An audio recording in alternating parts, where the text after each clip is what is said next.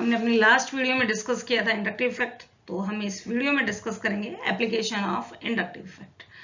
Application of inductive effect को discuss करने से पहले हम एक बार रिवाइज करते हैं what is inductive effect. Permanent displacement of sigma bonded electrons along carbon-carbon chain is called inductive effect. जब एक कोवेलेंट बॉन्ड में shared electron pair more electronegative atom की तरफ थोड़ा सा शिफ्ट हो जाते हैं तो बॉन्ड पोलर हो जाता है। उस बॉन्ड के पोलर होने से उसका साइड का बॉन्ड भी पोलर होता है और ये transmission along the carbon chain transmit होता है। This is called inductive effect. Application of inductive effect: acidic strength of acids, acidic strength of phenol, stability of reaction intermediate, reactivity of alkyl halide, basic strength of amine. These can be explained with the help of inductive effect and we can discuss all of these one by one in this video. First discuss acidic strength of acids. सबसे पहले देखते हैं acid क्या होते हैं। According to Arrhenius, way compound जो water में dissolve करने पर H पॉजिटिव आयन देते हैं, हाइड्रोजन आयन देते हैं, एसिड्स कहलाते हैं। हाइड्रोजन आयन जितने ज्यादा होंगे एसिड उतना ही स्ट्रॉन्ग होगा, यानी कि आयनाइजेशन जितना ज्यादा होगा एसिड उतना ही स्ट्रॉन्ग होगा। अब इंडक्टिव इफेक्ट कैसे अफेक्ट करता है आयनाइजेशन को एसिड्स के अंदर, वो हम देखते हैं। ये है फॉर्मिक एसिड। फॉर्मिक एसिड के अंदर कार्बोक्सिलिक ग्रुप अटैच होता है हाइड्रोजन एटम से, जबकि इसमें एक ऑक्सीजन यहां रह गई है OH, ठीक है। This is the carboxylic group. Acidic acid में कार्बोक्सिलिक ग्रुप अटैच होता है मिथाइल ग्रुप से। मिथाइल ग्रुप एक इलेक्ट्रॉन रिलीजिंग ग्रुप है, प्लस आई इफेक्ट शो करता है। ये इलेक्ट्रॉन रिलीज करेगा जिसकी वजह से ऑक्सीजन के ऊपर इलेक्ट्रॉन डेंसिटी बढ़ जाएगी। अगर यहां इलेक्ट्रॉन डेंसिटी बढ़ जाएगी तो ये इजीली हाइड्रोजन आयन नहीं देगा। H पॉजिटिव क्यों देगा? इसको टाइटली हेल्ड करके रखेगा, आयनाइजेशन डिक्रीज होगा, यानी कि प्लस आई इफेक्ट अपोज करता है आयनाइजेशन का, जिससे कि एसिडिक स्ट्रेंथ कम हो जाती है। इसी की वजह से एसिडिक एसिड फॉर्मिक एसिड की कंपैरिजन में एक वीक एसिड है। दूसरा, हमने लास्ट वीडियो में डिस्कस किया था कि इंडक्टिव इफेक्ट एक एडिटिव इफेक्ट है। CH ग्रुप एक है तो कुछ इंडक्टिव इफेक्ट आएगा, 2 होगा तो इंडक्टिव इफेक्ट और बढ़ जाएगा, 3 होंगे और बढ़ जाएगा। इसी तरह से इसी के अकॉर्डिंग हम देखते हैं कि फॉर्मिक एसिड ज्यादा स्ट्रॉन्ग है in comparison to acidic acid. ये जैसे जैसे अल्काइल ग्रुप बढ़ रहा है, इसमें एक अल्काइल ग्रुप है, इसमें 2 अल्काइल ग्रुप है, इसमें 3 अल्काइल ग्रुप है, वैसे वैसे एसिडिक स्ट्रेंथ डिक्रीज होती चली जाती है। Final conclusion, plus I effect show करने वाले ग्रुप एसिडिक स्ट्रेंथ को डिक्रीज करते हैं। Aromatic acids. एरोमेटिक एसिड्स के अंदर कार्बोक्सिलिक ग्रुप, ये कार्बोक्सिलिक ग्रुप अटैच होता है sp2 हाइब्रिडाइज कार्बन एटम से, जबकि सैचुरेटेड एसिड्स में कार्बोक्सिलिक ग्रुप अटैच होता है sp3 हाइब्रिडाइज कार्बन एटम से। ये लास्ट वीडियो में हमने डिस्कस किया था कि sp2 हाइब्रिडाइज कार्बन एटम की इलेक्ट्रोनेगेटिविटी या इलेक्ट्रॉन विड्रॉइंग करने की पावर ज्यादा होती है in comparison to sp3 hybridize carbon atom. तो इसकी इलेक्ट्रॉन विड्रॉइंग करने की पावर ज्यादा है, ये इलेक्ट्रॉन विड्रॉ करेगा, इस ऑक्सीजन पर इलेक्ट्रॉन डेंसिटी डिक्रीज हो जाएगी। अब ये एक हाइड्रोजन को उतनी टाइटली हेल्ड करके नहीं बैठेगा और इसको इजिली रिलीज कर देगा। इजिली रिलीज का मतलब आयनाइजेशन इजिली हो जाएगा, H पॉजिटिव ज्यादा मिलेंगे, तो इसकी एसिडिक स्ट्रेंथ इसके सैचुरेटेड एनालॉग की कंपैरिजन में ज्यादा होती है। फाइनल कंक्लूजन है कि minus I effect electron withdrawing group ionization को फिजिबल बनाते हैं, इजीली करा देते हैं और एसिडिक स्ट्रेंथ को बढ़ा देते हैं। Presence of minus I effect show करने वाले ग्रुप्स एसिडिक स्ट्रेंथ को बढ़ाते हैं। सेम इसी तरह से हम डिस्कस कर सकते हैं acidic strength of phenol. Phenol में ये nitro group NO2 group minus I effect show करता है, इलेक्ट्रॉन विड्रॉइंग ग्रुप है, जबकि CH3 plus I effect show करता है, इलेक्ट्रॉन रिलीजिंग ग्रुप है। ये इलेक्ट्रॉन विड्रॉ करेगा, इस ऑक्सीजन के ऊपर इलेक्ट्रॉन डेंसिटी कम हो जाएगी, हाइड्रोजन आयन इजीली निकल जाएगा H पॉजिटिव आयन, जबकि ये इलेक्ट्रॉन डेंसिटी यहां बढ़ा देगा, बढ़ाने से हाइड्रोजन उतना इजीली नहीं निकल पाएगा, आयनाइजेशन नहीं हो पाएगा, तो ये लेस एसिडिक है in comparison to this. Stability of reaction intermediate. What are reaction intermediate? जो रिएक्शंस के बीच में बने वो रिएक्शन इंटरमीडिएट होते हैं, just like carbocation, carbon ion. अब ये देखते हैं कि रिएक्शंस होती कैसे हैं। एक सबस्ट्रेट है, उसके ऊपर अटैकिंग रिएजेंट अटैक करता है तो हमारी रिएक्शन होती है। अटैकिंग रिएजेंट कहाँ अटैक करेगा सबस्ट्रेट के ऊपर? ये होता है इलेक्ट्रॉन डेंसिटी के डिफरेंस के ऊपर। इलेक्ट्रोफाइल अटैक करते हैं जहां इलेक्ट्रॉन डेंसिटी ज्यादा होती है, जबकि nucleophile, nucleus loving reagent attack करते हैं जहां इलेक्ट्रॉन डेंसिटी कम होती है। अगर मैं कहूं एक कार्बन के ऊपर माइनस चार्ज ज्यादा दिख रहा है, यानी कि इलेक्ट्रॉन डेंसिटी ज्यादा है, तो इलेक्ट्रोफाइल इजीली वहां अटैक कर देगा आकर। बट अगर ये नेगेटिव चार्ज एक पॉइंट पर कंसंट्रेट ना होकर डिस्पर्स हो जाए, फैल जाए, तो हमारे अटैकिंग इलेक्ट्रोफाइल को ये नहीं पता चलेगा कि उसको अटैक क्या करना है, तो हमारे रिएक्टिविटी उसकी कम हो जाएगी और स्टेबिलिटी बढ़ जाएगी। रिएक्टिविटी और स्टेबिलिटी एक दूसरे के अपोजिट होती है। अगर किसी की रिएक्टिविटी ज्यादा है तो उसकी स्टेबिलिटी कम होगी, और अगर किसी की रिएक्टिविटी कम है तो उसकी स्टेबिलिटी ज्यादा होती है। ये है, अब इसमें कैसे डिस्कस करते हैं इंडक्टिव इफेक्ट की हेल्प से। देखिए, ये एक कार्बोकैटायन है,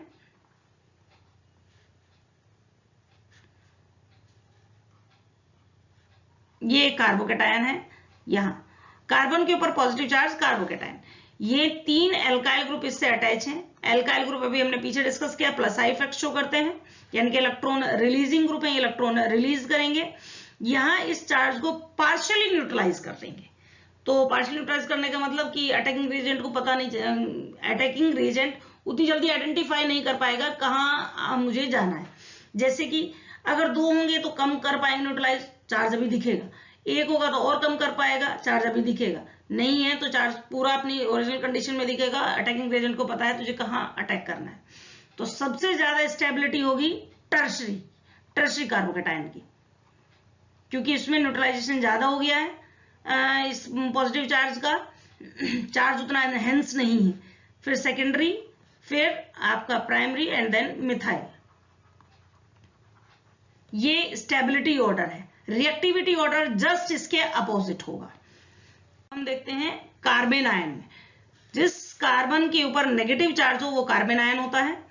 इसमें भी 3 एल्काइल ग्रुप लगे हैं। एल्काइल ग्रुप यहां भी प्लस आई इफेक्ट शो करेंगे। प्लस आई इफेक्ट शो करने का मतलब इलेक्ट्रॉन रिलीज करेंगे। इलेक्ट्रॉन रिलीज करेंगे, इस कार्बन के ऊपर इलेक्ट्रॉन डेंसिटी बढ़ जाएगी क्योंकि ऑलरेडी माइनस है। इलेक्ट्रॉन डेंसिटी बढ़ने का मतलब अब दूर से ही अटैकिंग एजेंट को पता है तुझे कहां अटैक करना है, वो यहां इजिली अटैक करेगा।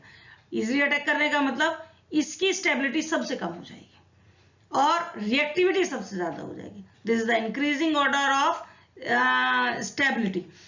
टर्शरी सबसे कम स्टेबल होगा, secondary, primary and then methyl.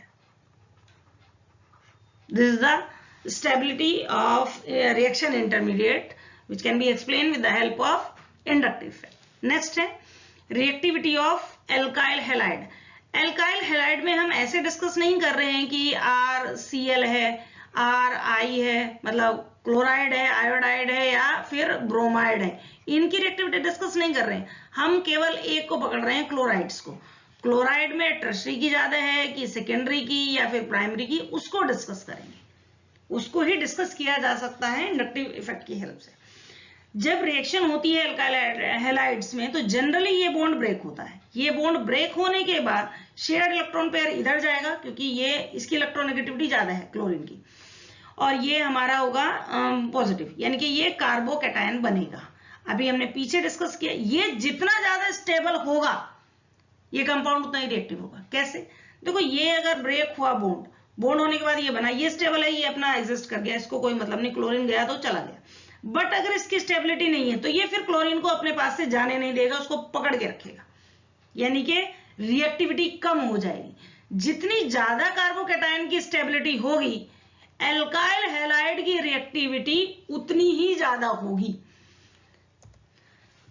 reactivity of alkyl halide depends on the stability of carbocation. Greater is the stability of carbocation, greater is the reactivity of alkyl halide. अभी हमने पीछे discuss किया कि tertiary carbocation ज्यादा stable होता है, tertiary, then secondary, then primary. तो decreasing order of reactivity, सबसे ज्यादा रिएक्टिव ये होगा क्योंकि ये ज्यादा स्टेबल है, फिर ये होगा, फिर ये होगा. This is the reactivity order of alkyl halide. Next, basic strength of amine. ये important question है. सबसे पहले तो amine होते हैं जिनमें NH2 ग्रुप होता है, NH2 group. These are the amines. अब amines की जो basicity है वो डिपेंड करती है इस लोन पेयर की अवेलेबिलिटी पर. अकॉर्डिंग टू लुईस बेस, जो कंपाउंड लोन पेयर डोनेट करते हैं बेस होते हैं और जो इसे एक्सेप्ट करते हैं वो एसिड होते हैं. यानी कि इसके पास लोन पेयर है, ये अगर डोनेट करेगा तो ये बेसिक होगा. अब इंडक्टिव इफेक्ट के अकॉर्डिंग हम कैसे डिस्कस कर सकते हैं, ये देखिए आप, ये है हमारा primary R NH2 primary amine, this is secondary amine, और ये हमारे टर्शरी अमीन. ठीक है. अगर हम इंडक्टिव इफेक्ट देखें तो ये हमारा प्लस आई इफेक्ट शो करेंगे. Plus I effect alkyl group, electron releasing, electron release करेंगे तो यहां जो लोन पेयर अवेलेबल था वो और डेंसिटी बढ़ गई, इजिली अवेलेबल हो जाएगा. ये और ज्यादा करेंगे क्योंकि दो अल्काइल ग्रुप है. इंडक्टिव इफेक्ट एडिटिव इफेक्ट है, ये और ज्यादा करेंगे तो यहां और एनहेंस कर देंगे इलेक्ट्रॉन डेंसिटी, यानी कि ये सबसे ज्यादा अवेलेबल बनाएंगे इस लोन पेयर ऑफ इलेक्ट्रॉन को. अकॉर्डिंग टू इंडक्टिव इफेक्ट हमारा जो रिएक्टिविटी ऑर्डर होना चाहिए वो ये होना चाहिए, टर्शरी में सबसे ज्यादा अवेलेबल है इलेक्ट्रॉन पेयर, फिर सेकेंडरी, फिर primary. But this is only true where hydrogen bonding is absent, just like chlorobenzene, मतलब जहां पर एप्रोटिक सॉल्वेंट हो या फिर गैसियस स्टेट में हो. तो हम अमीन्स की बेसिक स्ट्रेंथ केवल इंडक्टिव इफेक्ट के हेल्प से एक्सप्लेन कर सकते हैं. बट अगर हम अमीन को वाटर में डिसॉल्व कर दें या फिर किसी ऐसे सॉल्वेंट में डिसॉल्व कर दें जहां पर हाइड्रोजन बॉन्डिंग पॉसिबल हो, तब हम केवल इंडक्टिव इफेक्ट की हेल्प से अमीन्स की बेसिक स्ट्रेंथ डिस्कस नहीं कर सकते. तब हम 3 पॉइंट्स लेते हैं, inductive effect, solvation and steric effect. Inductive effect को तो हमने ऑलरेडी डिस्कस कर लिया, वो यही है, इसके अकॉर्डिंग ये होना चाहिए. सॉल्वेशन इफेक्ट क्या होता है? सॉल्वेशन इफेक्ट है arrangement of solute and solvent particle in solvation complex, वो आपका सॉल्वेशन इफेक्ट कहलाता है. सॉल्वेशन में कुछ बॉन्ड्स बनते हैं, just like hydrogen bonding. Hydrogen bonding जितनी ज्यादा होती है, रिएक्टिविटी उतनी ही ज्यादा होती है अमीन्स की. कैसे फेवर होती है ये देखिए, इसको हम डिस्कस करते हैं सॉल्वेशन के अकॉर्डिंग कैसे होता है. जैसे ये है आपका प्राइमरी अमीन, ये आपका प्राइमरी अमीन है, ठीक है. मैं इसको थोड़ा सा ऐसे शो करूंगी, HNHR, ये आपका प्राइमरी अमीन है. प्राइमरी अमीन के पास ये लोन पेयर है. According to Bronsted acid base theory, वे कंपाउंड जो हाइड्रोजन आयन एक्सेप्ट करते हैं बेस कहलाते हैं. तो जब हम अमीन को वाटर में डिसॉल्व करते हैं तो ये एक हाइड्रोजन आयन एक्सेप्ट करेगा वाटर के अंदर से और ये बना देगा अमोनियम आयन, ये अमोनियम आयन. अब जो अमीन्स की रिएक्टिविटी है वो इसकी स्टेबिलिटी पर डिपेंड करेगी. ये जितना ज्यादा स्टेबल होगा अमीन्स उतनी ज्यादा रिएक्टिव होंगी. कैसे? मान लो रिएक्शन हुई, अमीन थी, उसने हाइड्रोजन एक्सेप्ट की और ये बना दिया. अगर ये स्टेबल नहीं है तो ये वापस अपनी उसी कंडीशन में चला जाएगा, ओरिजिनल कंडीशन में, यानी कि RNH2 की फॉर्म में. ठीक है. तो रिएक्शन कहां हुई? रिएक्टिविटी हुई. ये जितना स्टेबल होगा रिएक्शन इसी तरह फॉरवर्ड करेगी, यानी कि अमीन एक हाइड्रोजन पकड़ेगी और इसको अमोनियम आयन बनाएगी, अमीन एक हाइड्रोजन आयन पकड़ेगी और इसको अमोनियम आयन में कन्वर्ट कर देगी. इसकी स्टेबिलिटी जितनी ज्यादा होगी अमीन की रिएक्टिविटी भी उतनी ज्यादा होगी. जब ये बन गया तो इसमें हाइड्रोजन बॉन्डिंग होती है इस तरह से वाटर मॉलिक्यूल्स के साथ, हाइड्रोजन बॉन्डिंग. जितनी ज्यादा हाइड्रोजन बॉन्डिंग होगी ये उतना ही ज्यादा स्टेबल होगा। ये हमारा है प्राइमरी अमीन। प्राइमरी अमीन में हमें दिख रहा है कि 3 जगह हाइड्रोजन बॉन्डिंग होगी। अगर सेकेंडरी अमीन होगा तो हमारी कंडीशन ये रहेगी, R N, ये तो अमोनियम आयन है ही, यहां एक और R हो जाएगा, ठीक है, ये R हट गया तो हाइड्रोजन बॉन्डिंग हमारी अब कम हो गई, 2 ही रह गई। टर्शरी में और भी कम रह जाएंगी, यहां पे भी ये R भी रिप्लेस हो जाएगा, ये भी हाइड्रोजन बॉन्डिंग खत्म हो जाएगी। तो इसका मतलब प्राइमरी जो अमोनियम आयन बना प्राइमरी अमीन से वो ज्यादा स्टेबल है, यानी कि प्राइमरी अमीन ज्यादा रिएक्टिव होंगे according to solvation effect. Solvation effect के अकॉर्डिंग प्राइमरी अमीन ज्यादा स्टेबल वो है रिएक्टिव सेकेंडरी की कंपैरिजन में then tertiary. This is the reverse order of amines according to inductive effect. Inductive effect में ये था ऑर्डर आपका, टर्शरी सबसे ज्यादा रिएक्टिव है, फिर सेकेंडरी है, फिर प्राइमरी है। अब है स्टेरिक इफेक्ट। स्टेरिक इफेक्ट होता है presence of bulky group decrease the reactivity. ये हमारा एक टर्शरी अमीन है, R N, ये R है, ये भी R है, इसके पास लोन पेयर अवेलेबल है। अब हाइड्रोजन आयन को वहां जाना है इस नाइट्रोजन तक, हाइड्रोजन H पॉजिटिव, पर ये जाएगा कैसे? ये तीनों तरफ से घिरा हुआ है बल्कि अल्काइल ग्रुप से, ये इसको अंदर जाने का रास्ता नहीं देंगे। जब रास्ता ही नहीं है तो ये ले नहीं पाएगा, ये यहाँ नाइट्रोजन तक नहीं पहुंच पाएगा। तो इसका मतलब टर्शरी सबसे ये हमने लिखा है रिएक्टिविटी ऑर्डर, टर्शरी सबसे कम रिएक्टिव होंगे, प्राइमरी सबसे ज्यादा रिएक्टिव होंगे, क्योंकि प्राइमरी में स्टेरिक हिंड्रेंस नहीं होगा, बल्कि ग्रुप नहीं है, वहां केवल हाइड्रोजन एक ही है अल्काइल ग्रुप, जैसे ये RNH2 एक ही बल्कि ग्रुप है। टर्शरी में 3 बल्कि ग्रुप है, तो ये हिंड्रेंस करेंगे, उसको पहुंचने नहीं देंगे, उसको रास्ता नहीं दे पाएंगे।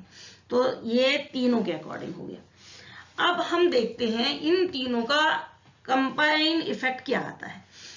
मिथाइल अमीन में अगर हम देखें, देखो तीनों में सेकेंडरी बिल्कुल बीच में है, तो सेकेंडरी की रिएक्टिविटी सबसे ज्यादा होती है मिथाइल में, फिर प्राइमरी, क्योंकि प्राइमरी इसके बाद 2 में प्राइमरी है ज्यादा रिएक्टिव, फिर टर्शरी सबसे लास्ट में, टर्शरी 2 में सबसे रिएक्टिव है। तो ये तो हो गया प्राइमरी मिथाइल अमीन में रिएक्टिविटी ऑर्डर, या भी कहो बेसिक स्ट्रेंथ का ऑर्डर, ठीक है। फिर अगर हम इथाइल अमीन को देखें तो इथाइल अमीन में सेकेंडरी तो अभी भी सबसे ज्यादा बेसिक है, बट यहां टर्शरी आ गया है जबकि यहां प्राइमरी था। हुआ क्या कि मिथाइल अमीन में मिथाइल ग्रुप का साइज कम है इथाइल की कंपैरिजन में, जिसकी वजह से यहां पर डोमिनेट करता है, मिथाइल ग्रुप में डोमिनेट करता है सॉल्वेशन इफेक्ट। सॉल्वेशन इफेक्ट वहां, सॉल्वेशन वहां सबसे अच्छा होता है जहां साइज कम हो, और इंडक्टिव इफेक्ट वहां कम होगा।